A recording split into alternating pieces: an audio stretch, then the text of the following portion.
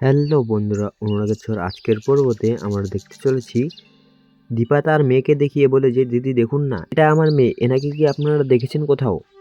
এভাবে বলতেই থাকে। তখন তিনি বলেন যে না, আমি তো দেখিনি। তারপর আরও দুজনকে ডেকে বলে যে দাদা, আপনারা কি দেখেছেন একে? ইনি আমার মেয়ে হন। কিন্তু তারাও বলে আমরা তো একে কোথাও দেখিনি। এভাবে খুঁজতেই থাকে দীপা।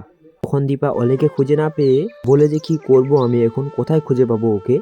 তখন দৌড়াতে থাকে। তারপর দেখতে পায় জয়ীকে। সে তাদেরই বাড়ির কাজ করার একটি লোকের সাথে এসেছে অলিকে খুঁজতে।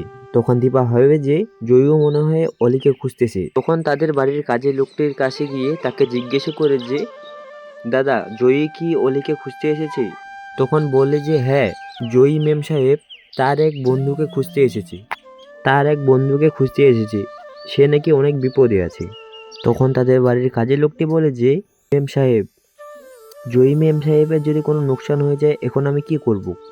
তখন দীপা বলে যে তুমি তোমার মেম সাহেবকে বলে দেও যে সে তার বন্ধুকে খুঁজে পেয়ে গেছে, তার মা তাকে নিয়ে গেছে, তুমি এভাবে গিয়ে ওকে বলে দাও। তারপর তিনি গিয়ে বলেন যে জয়ী মেম সাহেব চলো বাড়ি, তোমার বন্ধুকে তার মা খুঁজে পেয়ে গেছে, তিনি তাকে বাড়ি নিয়ে গেছে, তো তুমিও চলো বাড়ি। জয়ী বলে উঠে যে অলির কোন মা তাকে পেয়েছে? তার বাবা যাকে বিয়ে করতে চেয়েছিল সেই মা, নাকি যে মার কাছ থেকে সে পালিয়ে গেছিল সেই মা? তখন তিনি বলেন যে সেটা তো আমি জানি না মেম সাহেব, আমি বলতে পারবো না, কিন্তু নিয়ে গেছেন আমি এটুকুই জানি। তখন এভাবে বলার পরে তিনি তাকে গাড়িতে উঠিয়ে বাড়ি নিয়ে যান। আর এদিকে চারু আর সূর্য ফোনাফোনে আলাপ করে নেয় যে তুমি ওদিকটা দেখো, আমি এদিকে দেখছি, তুমি যদি কোনো কিছু ক্লু পাও আমাকে সঙ্গে সঙ্গে ফোন করে দিও, তুমি ওদিকটা ভালো করে খোঁজো।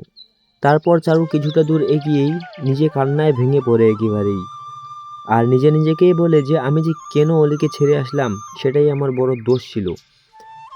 অলির যদি কোনো কিছু হয়ে যায় আমি কোনোদিনও নিজেকে ক্ষমা করতে পারবো না। তো বন্ধুরা, অলি কি খুঁজে পাবে চারু?